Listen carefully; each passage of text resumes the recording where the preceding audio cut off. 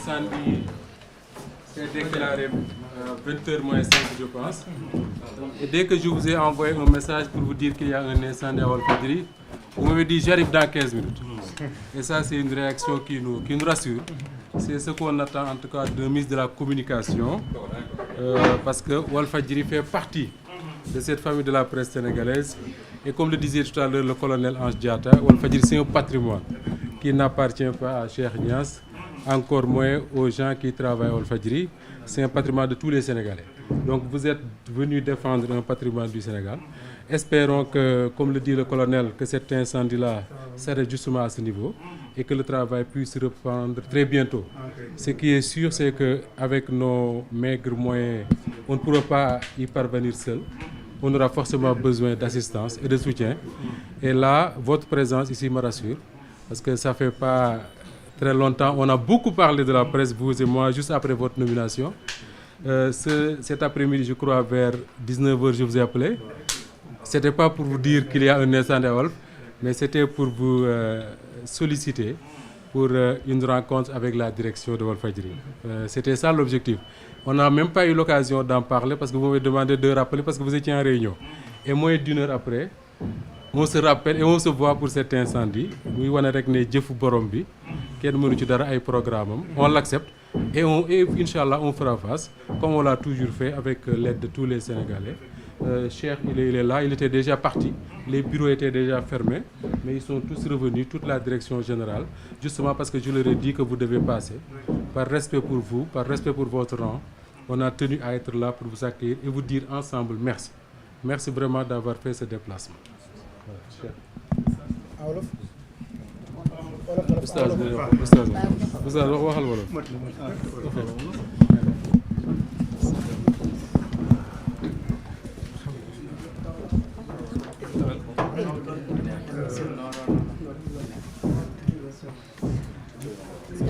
waaw xanaa sant yàlla rek ndax yàlla ci ñaari anam lañ koy sante sant ko ci xéwal waaye sant ko ci nattu dañu jàpp ne tey bésug sant la ci nattu te nattu du dara lu dul natta la ba xam waaye nattu dinay diis mais am nu mu demee ba mu oyof nattu bi dafa ñëw rek moom mu oyof ci ñun ba mu mel ne sax amul li ko waral mooy premièrement sénégalais yi nit ñuy wooyee ñëpp jàpp ne seen kër mooy lakk ba am na ci ñoom ñoo xam ne su ñoo njëkk a yëg sax mbir mi ñi nga xam ne ñu ngi Walfadjri kon loolu rek oyofal na mbir mi ba ca topp mooy ministre de la communication diggante bi ñu ko waxee ak bi mu ñëwee bu fekkonte ne chauffeur la ñu woo mu ñëw ci heure boobu dañuy naan am na efficacité bu ko neexoon tey mu ne xaaral ma xaar ba suba wala ma xaar ba ginnaaw suba fekk nangam mais ñëw sapeur pompier la loolu nag marqué nañu trop ci taxawaayam mën nañ ko tuddee ministre de la communication waaye ministre de la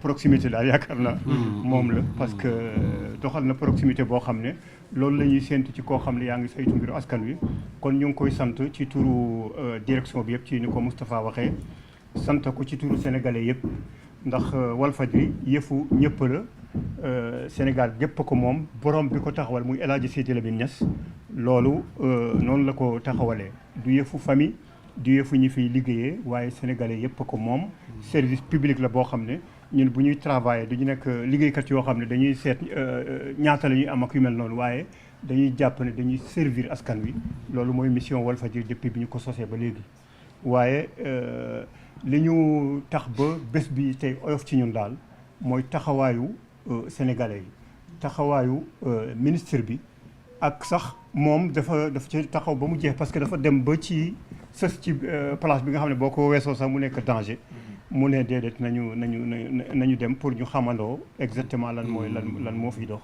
loolu daal marqué na direction bi marqué na mboolem ñuy liggéeyee fii ci Walfadjri ñu koy sant à travers moom ñu sant autorités yi ci kaw yëpp li ko dalee président de la république ndax ci ndigalam ak ci doxalinam moo tax mu ñëw sant ko ci turu mboolem groupe Walfadjri sant ko ci mboolem ci turu président directeur général bi nga xam ne mooy Cheikh Mouhamadou Lamine Niass ak famille boppam ak famille Walfadjri bi yëpp ñu lay wax jërëjëf yàlla na yàlla fay ci taxawaay.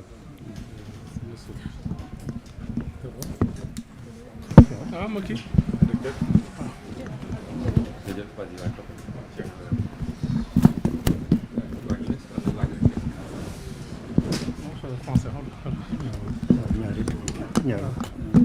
Tout d'abord, remercier Monsieur le ministre de sa réactivité, parce que je pense qu'on l'a prévenu quelques minutes après, il est venu. C'est vraiment une chance pour nous, parce qu'on a eu un contentieux, je pense que tous les Sénégalais le savent, avec votre prédécesseur, qui nous a discriminés et qui nous a apporté beaucoup de tort. Et aujourd'hui, l'espoir est permis avec votre ministère. Et je pense que récemment, on a parlé de maisons de presse qui ont eu des retards de paiement. Aujourd'hui, avec l'incendie à Walf. Donc tout ceci doit vraiment vous interpeller, que la presse souffre, la presse brûle. Et il faut vraiment sauver la presse. Voilà, il faut sauver toute la presse, c'est pas seulement Walfadjri. Je pense que là, c'est vraiment symptomatique, mais le mal est profond. Voilà, en tout cas, vous remercier. On a espoir en vous, Monsieur le ministre. Et Walfadjri va continuer. Walfadjri, voilà, ça c'est juste une étape, une épreuve qu'on doit subir. Heureusement qu'il n'y a pas de dégâts personnels, on n'a pas eu de blessés, heureusement. Mais les dégâts matériels sont très lourds parce que le studio, on a investi des dizaines de millions là récemment à l'occasion des élections. Et malheureusement, donc, tout est parti en fumée. Pour l'instant, on ne peut pas encore faire de conclusion, à savoir est-ce qu'il s'agit d'un incendie accidentel ou non. Je pense que l'enquête fera l'affaire. Mais ce qui est sûr et certain, c'est que le préjudice de Walfadjri est énorme. Voilà, le plateau était vraiment flambant neuf. Donc malheureusement, c'est parti en fumée. Mais encore une fois, aider la presse. Aider la presse, c'est aider le Sénégal.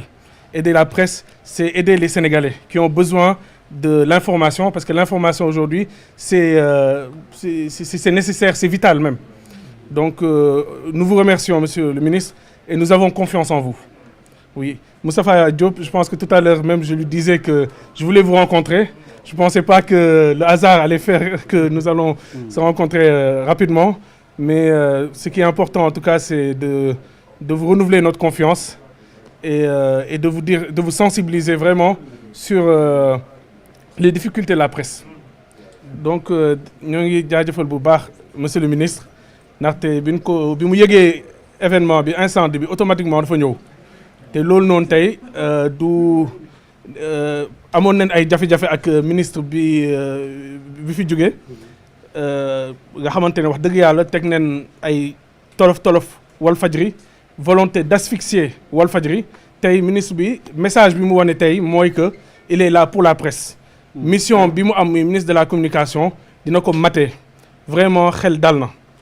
te di wax monsieur le ministre lii tey li xew ne Walfadjri parce que dégg neen fan yi passé am na ay kër presse yi nga xamante ne am nañ ay jafe-jafe fay ay salaire tey Walfadjri am nañ incendie fii nii lii day wane ne que la presse dans l'ensemble mooy souffrir et que il faut vraiment ñu xool ñuy saafara loolu noonu parce que am nañ yaakaar si yéen Sénégalais yi am nañ yaakaar si yéen mais ñun tamit ñun ñii di nekk si wàllum presse waaw wóolu ne leen te xam ne que mission bi ngeen am di ngeen ko matee waaw jafe-jafe yi nag am na moo ngi fi studio bi nga xamante ne moom moo tàkk tey fan yi ay weer yi passé rek la ñu investir ay millions pour élection yi nga xamante ne wax dëgg yàlla Sénégalais yi deen gis ne que investissement am na malheureusement nag incendie bi xëy na am na lu mu yàq mais li ëpp solo mooy amul gaañu-gaañu maanaam dégâts yi ay matériel la te matériel luy ñëwaat la donc loolu moo ëpp solo mooy que y a pas de blessé alhamdulilah donc di leen wax rek que ñoo ngi fii am nañ yaakaar si yéen te incha allah mission bi nga xamante ne sénégalais yi ñoo ngi xaar si loolu di leen ko mat si ba mu mat sëkk incha allah suba mooy fête du travail donc suñu fête la donc incha allah di leen ko fête même si am na xëy na lu xaw a kii tuuti nii mais incha allah main dans la main incha allah di leen réussir suñu mission. jërë ngeen jëf.